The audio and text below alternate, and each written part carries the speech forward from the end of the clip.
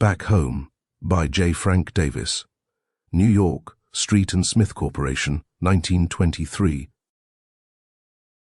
Captain James Carmichael of the Texas Rangers, homebound after a week in Mexico City on official secret business for the governor, let his gaze rove idly through the window of his Pullman as the train paused in the late afternoon at an unimportant Mexican hill village. He saw a dingy station around which stood and squatted expressionless, stolid, serape-draped Indian men. Behind it, 2 or 3 square, flat adobe buildings, each a mean rabbit warren whose many doors were now crowded with staring women and babies. Beyond, in a disorder that made no reckoning of streets or avenues, 50 low shakals, barely higher than dog kennels, before which Indian women tended toy cooking fires or ground corn for tortillas. On a hill, a church.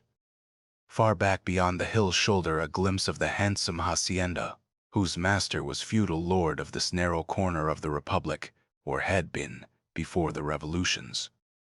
The village children of ages from 5 to a dozen, a swarm of them, were not with the men whose backs rested against the station walls, or the women in their doorways or about the fires, but were strung along the track for the length of the train, trotting beside the Pullmans as they slowed.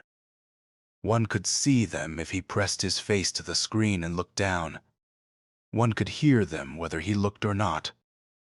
They were all softly whining, their eyes upcast to the car windows, their high-pitched voices almost a chorus in unison.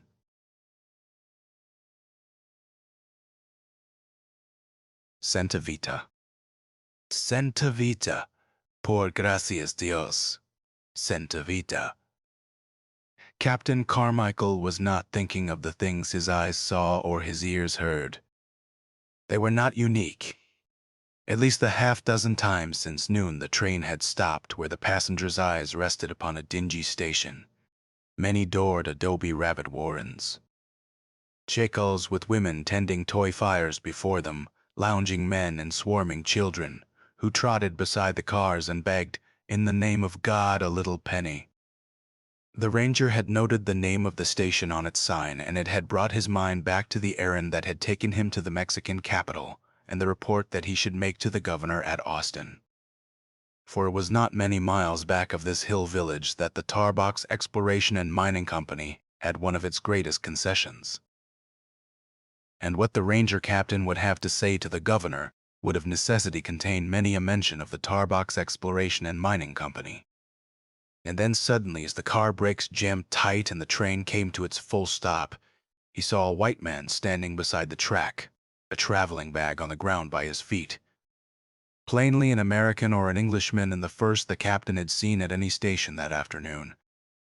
He wondered if perchance this man was one of the Tarbox outfit. It was not necessarily so, for there were other mining outfits in these hills, but it was possible. A moment later, the porter came bustling into Carmichael's car, bearing the white man's bag, which he put in a section almost opposite the captain, and the white man followed him. Presently, when the train was again in motion and the conductors came through, the ranger overheard sufficient of their conversation to learn that the new passenger was bound for San Antonio. The man was at least as old as Carmichael, who was 53, and he looked rather more like an American than an Englishman. But the big bag that contained his belongings had never been made anywhere but in the British Isles. His dress was rough and worn, as would be expected of any Anglo-Saxon coming aboard there in the mountains. But Captain Carmichael's experience was a section where one gauges a man by everything but his clothes. And there was something in this stranger's bearing that gave an impression of success and prosperity. He was tall and at first glance seemed thin, but his movements indicated a lean wiriness that bespoke an active life in the open, as did the sun-browned skin of his face and hands.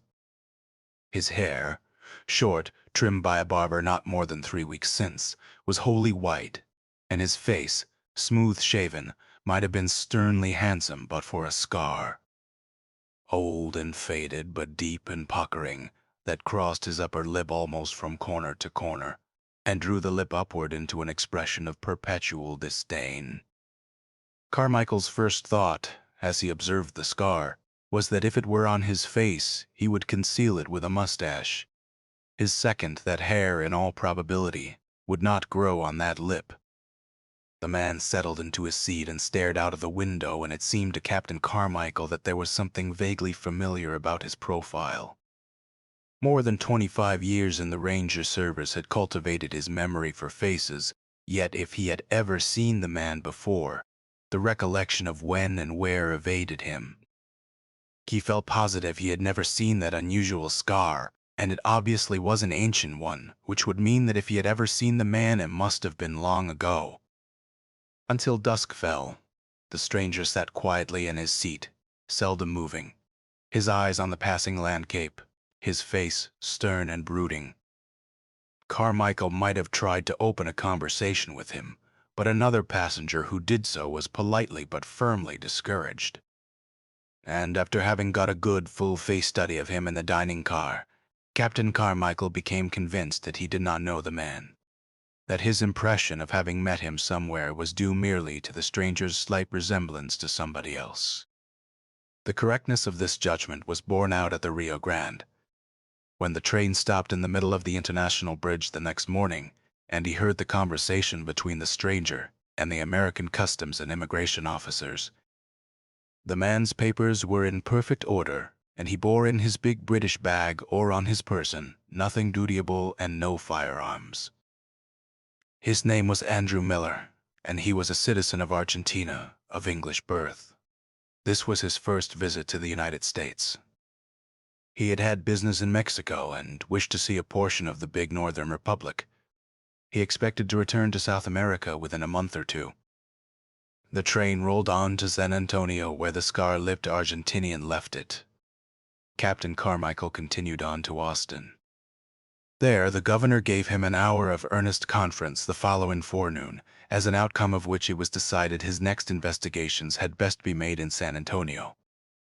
He took an afternoon train and that evening found him registered at the Hotel Bonham, in whose wide lobby and its overlooking mezzanine, if he but waits long enough, one may see practically every refugee, revolutionary, and plotter against the peace of Mexico that visits the Texas metropolis. And there in the Bonham lobby, after dinner, he again saw Andrew Miller. The man was in different clothing, new clothing of a smoother weave and more fashionable cut than he had worn on the train, and he sat in an armchair that gave him a view of the desk and the passing crowds.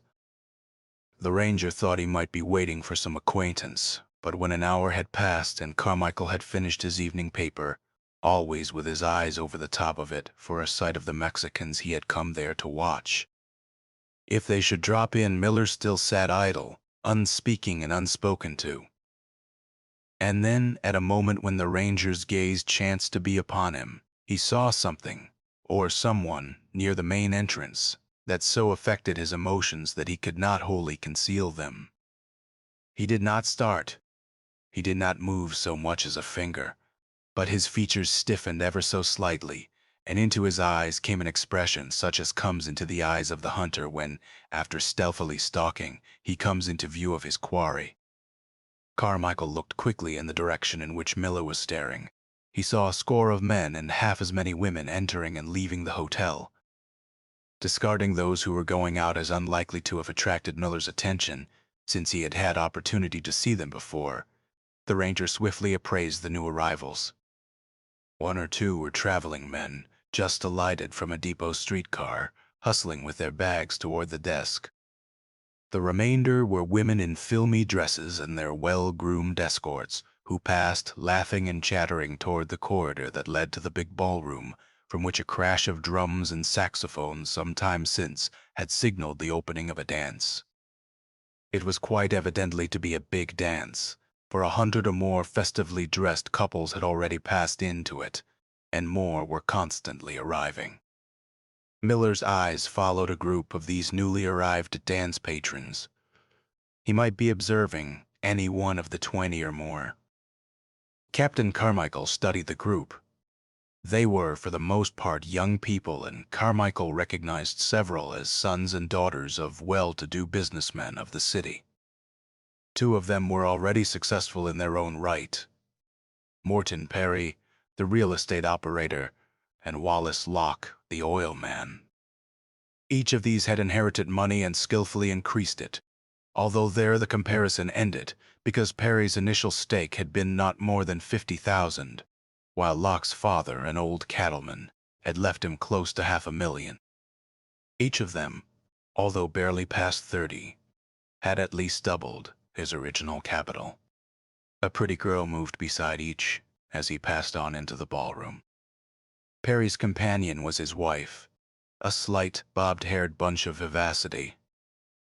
With Locke was Edith Aylesbury, a merry girl of 23 with a creamy complexion and flaming hair, whom Captain Carmichael had known slightly all her life, being an acquaintance of her aunt, who had reared her since she was orphaned in infancy. He recalled that he had heard she was engaged to Locke, that they were to be married in a month or two. The captain's eyes, as the group disappeared, and others coming from the entrance took their places, returned to the chair where the Argentinian had sat to find it vacant. Miller now stood at the desk talking to a clerk. Presently, nodding as though in thanks for some information, he left the desk and went to a chair, not the one he had vacated with its full view of the entrance, but another in a far corner. Seated in it, he paid no more attention to the throng, but fell into deep thought. Captain Carmichael frowned as he studied the situation that had suddenly developed. Certain facts which aligned themselves in his mind seemed to have a bearing on one another, and on the very assignment from the governor on which he was engaged. Texas, as the next-door neighbor to Mexico, has many business relationships with the Southern Republic, and Texans believe they understand Mexico and Mexicans better than do the residents of most other states. There was a period, during the early revolutions, the insane plan of Santiago, which set the border aflame, and the aftermaths of the Columbus raid, when the administration at Washington did not satisfy Texans because it watched and waited. Following the establishment of relative order below the Rio Grande, certain of the Texas business citizenry became dissatisfied because watchfulness and waiting still continued, and the Mexican government was not officially recognized. With whether these were right or wrong, Captain Carmichael was not concerned. His duty was to the state administration, and that administration was doing what it might to bring about more perfect peace and understanding between the two countries. And it was convinced that more perfect peace and understanding was being hindered by certain American corporations which had financial interests below the Rio Grande. Such a corporation was the Tarbox Exploration and Mining Company, whose biggest concession was there in the mountains back of where Miller had boarded the train. Fighting the political ambitions and desires of the combination of which the Tarbox outfit was a member was another combination. Wallace Locke was a member of it, notwithstanding his youth. Because of connections with the governor and other strong men of Texas, he was powerful. Miller was an Argentinian. He might not have come from the Tarbox camp, but, on the other hand, Carmichael lounged to the hotel desk and asked the clerk, who knew him well, "What did that old feller with the scar, Miller, ask you a few minutes ago?" Who the young man was with the young lady in white with the red hair, the clerk told him promptly. With Miss Aylesbury, although he didn't know her name. You told him, of course. Yes, he said he had thought Locke's face looked familiar, but must have been mistaken. Anything the matter with Miller, Captain? No, the ranger smiled. I was just curious. So Miller, who might be with the Tarbox crowd, was seeking to identify the Tarbox's strongest enemy in Texas. It came to the ranger that there had been attempts to buy Locke off which had failed, and that there had been courteous words that were veiled threats. Miller looked like a resolute man, a hard man. In all the hours the ranger had observed him, he had not once smiled. Captain Carmichael went and stood not far from the newsstand facing the lobby, and absently rearranged his necktie, after which he left the hotel by the side entrance. A young man who had been within sight all the evening but had not spoken to him rose from his seat, drifted out aimlessly through the other door, and went around the corner to where his captain stood in a shadowed doorway. "There is an old fellow sitting not far from the manager's office," Carmichael said without preliminary.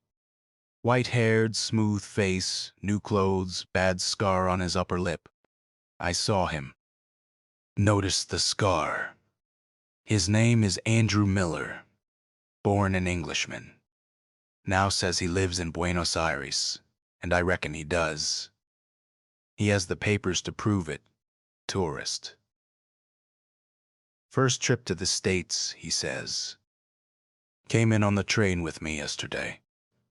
We didn't get acquainted, but after seeing me there on the train, he'd be bound to notice me, of course, if I stuck too close to him.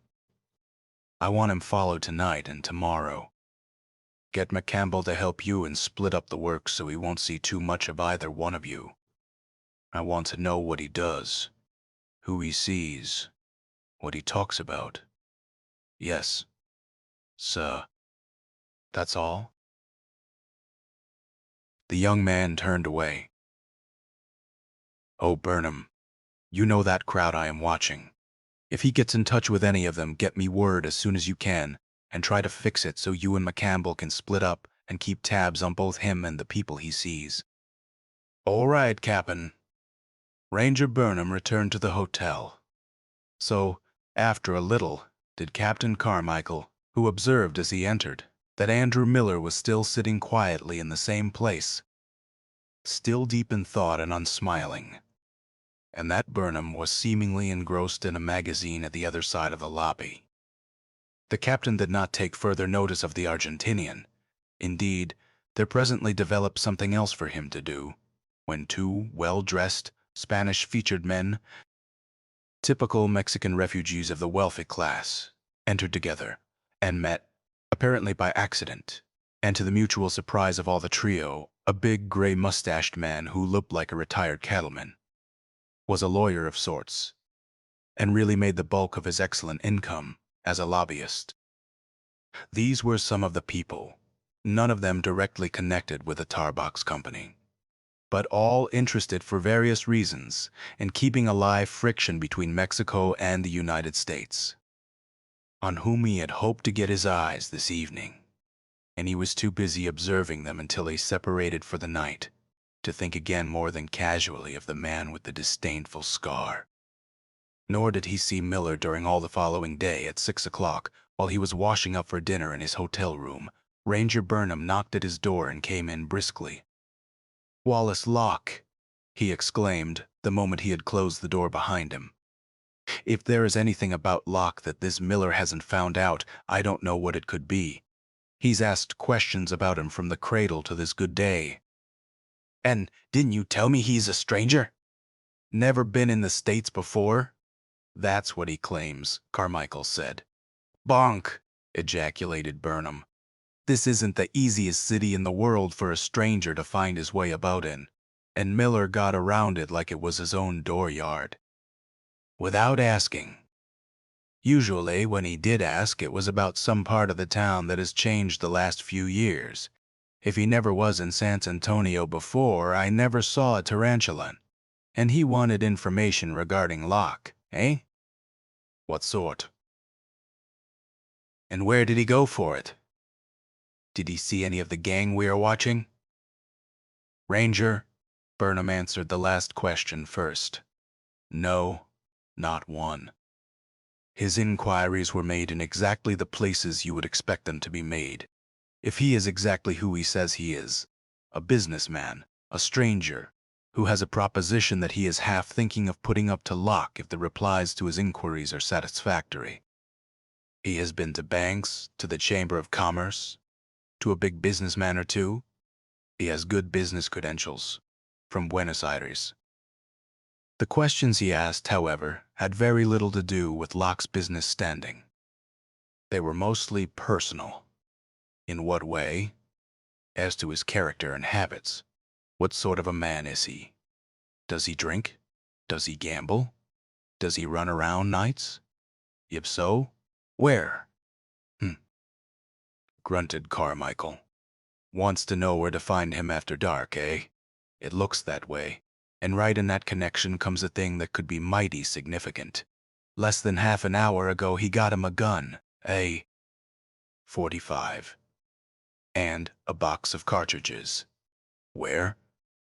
Burnham named the store. Tucked it down into his pants. He's handled a .45 before, I'd say, from the way he did it, and then came here to the hotel.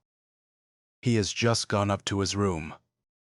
Captain Carmichael considered briefly. If he's come here on some errand with Locke for that tar box outfit, and those questions look like he wants to know when and where to find him at bed hours, he said, he isn't likely to lose any time. And with a gun hung on him. The captain crossed to where his own holstered pistol had been laid on the bed while he made his toilet, strapped it on and reached for his coat. I reckon the time has come to ask Mr. Miller what his game is, he said. Him toting a pistol that away without any permit to do so gives me a good excuse. I'll make him a little unannounced call. Go get your supper. I'll see you downstairs afterward. He already knew the location of Miller's room. 3 minutes later, he tapped on the door. A deep voice called, "Come," and Carmichael entered. The Argentinian stood facing him from near the bathroom entrance, not a dozen feet away, and instantly, without a word, when he saw the Ranger, he went after his gun. It was not a fight. It was too one-sided and over too quickly to be called that.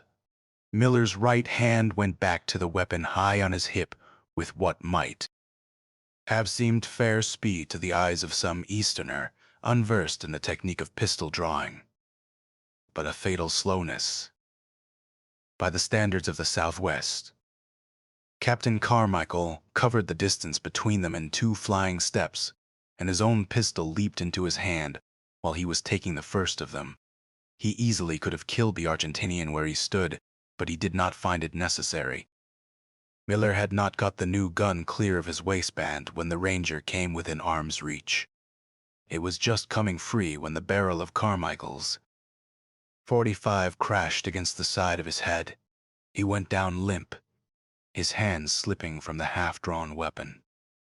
The captain had it safely out of reach, and had satisfied himself that Miller bore no other arms when the man opened his eyes, groaned, touched his head gently with his fingers, and made a dizzy effort to sit up.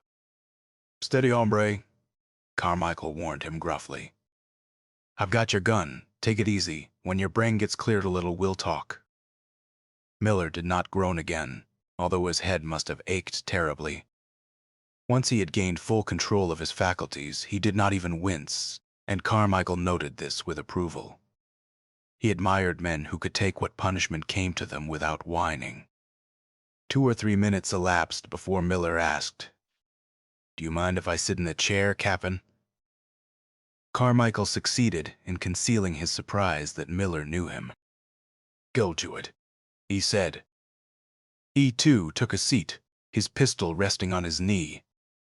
"You won't be fool enough to start anything more," he said, moving it significantly. "If you do, you won't get away with it all right. Suppose you tell me." Miller interrupted him. He was staring at his own wrists as though puzzled. "I thought there'd be handcuffs on them," he said. "Much obliged. I'd hate to go out through that lobby handcuffed." "What did you go to pull a gun on me for that-a-way?" the Ranger demanded. "You're a pretty darn lucky feller not to be dead this minute." "You would be if I couldn't see first look that you hadn't any speed." "It's been 22 years since I pulled a gun, or even wore one," Miller said. "But I wasn't pulling it on you." "Of course not. No, I wasn't really. It was for myself." He leaned forward and looked into the Ranger's eyes earnestly.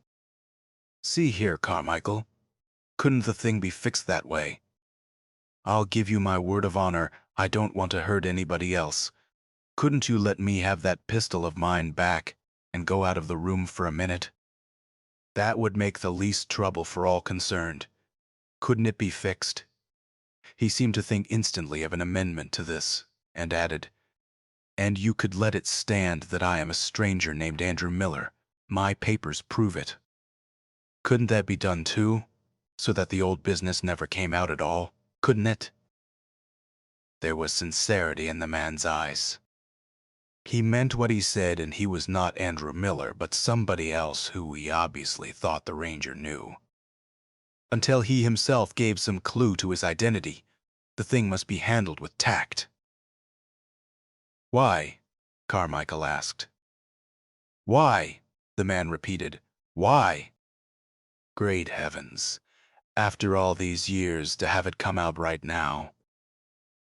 You got a family yourself, haven't you? You used to have. Anyway, if you were in my place, what did you buy that gun for? I saw the game was up. You were closing in. When I saw you there in that Pullman, I wondered if you'd recognize me, and I thought sure you didn't.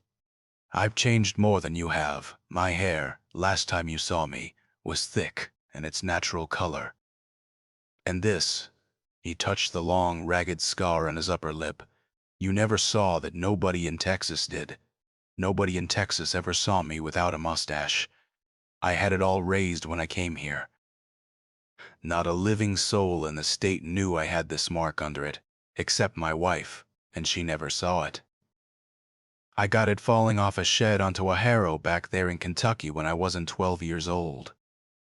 Just as soon as I was able to raise hair over it, I hid it. Then I raised whiskers too. I was 20 when I came to Texas, you know. So you thought I didn't recognize you there on the train? If I believed you did, I'd have left at the other side of the border. But when it seemed I'd got by you, I thought I could get by anybody, so I came on. Then there you were in the lobby last night, but you didn't seem to notice me much. So I still thought I was all right until your man followed me today. How did you know him? I didn't, of course. He doesn't date back to my time. But I ran into him 3 or 4 times this afternoon, and finally I asked a man while he was in sight who he was. And the man didn't remember his name, but said he was a ranger. The man spread his hands. So then I knew it was all up, he said, and that I'd been a fool to come back into this country. And there was no getting away, so I decided to take the only way out. I got the gun. If you hadn't come in here about when you did, who was the man? Even with a mustache and beard imagined on his face, Carmichael could not reconstruct a face he knew, he said, groping for a clue. 22 years. Time goes, doesn't it? 22 years. And in all that time I have never asked a question about Texas that would show any knowledge of it. Never admitted I ever was in Texas. Never more than 3 or 4 times seen a Texas paper. I went to England on a cattle boat right after my escape, with the whiskers and mustache shaved off, of course, so they never spotted me. And then, after a while, to the Argentine. I've been there ever since. Prospered some, I take it. Yes, I've prospered. I am worth a good deal of money. It was one of my interests brought me to Mexico. I own more than half of the Buenaventura mine, there in the hills back of where you saw me get on the train. I had to come up to look it over, and when I thought that I was only a few 100 miles from San Antonio, well, the thing pulled me. I just had to come. Why, I didn't even know whether my girl was alive or dead. And I wanted to know for one thing. If she was living, I wanted to fix it so she'd get my property when I pass out. And I couldn't write to anybody. Of course, not without making talk. Been going straight all this time, eh? Carmichael was still groping. I never was anything else, the man protested. You never heard anything against me outside of that last killing, did you? And you never heard the truth of that? Nobody did. I don't remember all the details, the ranger said. It's a long time. I was railroaded, the man declared earnestly. You may not believe it. Convicts always say they were railroaded, but I was. The evidence was all against me. I didn't have a chance. But as true as there is a God in heaven, I never killed a man that wasn't trying to kill me. Not one of them. Everybody had to admit that until the last one. They got me that time without a friendly witness. Of course, anything I say isn't going to have any weight after all this time. The records of the court show for themselves. But it's a relief somehow to talk about it. The biggest thing in a man's life, and I've had to be dumb for 22 years. 22 years without a word from home. Although, after a while it stopped seeming like home. Buenos Aires is my home now. People down there don't think badly of me at all. If it wasn't for the girl. And yet, until I got into Mexico there, so close to Texas, I never really intended to look her up in person. You see, I didn't even know whether or not she'd lived. So you said, tell me about that killing, the straight of it. The man had quite recovered from the effects of his blow, except that an ugly lump was raising itself above his ear, which from time to time he patted softly. That feud between John Gator and me, he said, dated back a long time. He was the boss of Huavaca County in those days, of course, and I was a sort of leader of the faction that was trying to pull him off his throne and get halfway decent government. Sheriff Aristo Coyne was his man, and all Coyne's deputies. And he was in with the Saran gang, a fine bunch of desperados and horse thieves, Carmichael murmured. And Dick Saran, the head of them, was a dirty killer, but nobody could do anything to him because Gator stood behind him, and Gator was above all the law there was in Huavaca County. He was a powerful boss, and I fought him like a young fool. I was about 25. I am only 49 now. This white hair. Larry Beeson was governor, and Gator was his man. And that meant that he had the state backing for anything he chose to do, murder included, provided he delivered the votes of the county. The first killing was on an election day, when Buck Hamilton, one of Saran's gang, tried to vote a bunch of Mexicans solid that he brought across the river only that morning. He and I had words, and he went after his gun. I was some fast in those days, and I killed him. They couldn't do a thing to me. It was self-defense, and there were a lot of witnesses. But they had it in for me from that minute. I was a fool not to leave the county, but I was too stuffy. It took more than stuffiness to stay in Huavaca County after John Gator and Dick Saran wanted a man out of it, the ranger said, sympathetically. So they laid for me, and inside of a year I had to kill 2 more of them. Even the thought of it brought a harassed, haunted look into the man's eyes. I slept those days with a gun, not under my pillow, but actually in bed with me, under my hand sometimes. Looking back on it, it seems as though I didn't really sleep during that whole year. It was along in the early part of that time that the baby was born, and my wife died when it was 4 days old, and it seemed to me I didn't much care whether they killed me or not. My wife's sister here in San Antonio took the baby. Then that gubernatorial campaign came along where Jeff Rich was running against Larry Beeson. And you remember there never was bloodier politics in Texas. I was for Jeff Rice to the limit, and when he was licked, after a close election, it looked as if word went out that it was an open season on the fellows that had fought Beeson the hardest. Anyway, a lot of them got killed pretty soon. One way and another while I wouldn't leave the county, and my turn came. That man Bristow of Saran's gang had a good reputation compared to most of the rest of them. He hadn't never killed a man, at least it never had been proved that he had, and maybe Gator and Saran had that in their minds when they set him to get me. I suppose the scheme had been all worked out for some time, waiting for the cards to fall just right. Anyway, he and I met one evening along about dusk near the post office, and there wasn't one single man in sight that didn't belong body and soul to Gator. And Bristow said fighting words to me and went after his pistol, and I beat him to it. Seems funny that I could beat fast gunmen to the draw in those days. When you think how slow I went after that pistol of mine just now, doesn't it? But after 22 years without practice. If another man that they couldn't manage hadn't come into sight just as I shot him, they'd probably have finished me right then and there, although perhaps I could have taken 2 or 3 of them along with me. But there was a preacher. One of these circuit riders came around the corner, just as Bristow fell. They didn't know, I suppose, whether he saw Bristow go after his gun first or not, although it turned out at the trial that he didn't.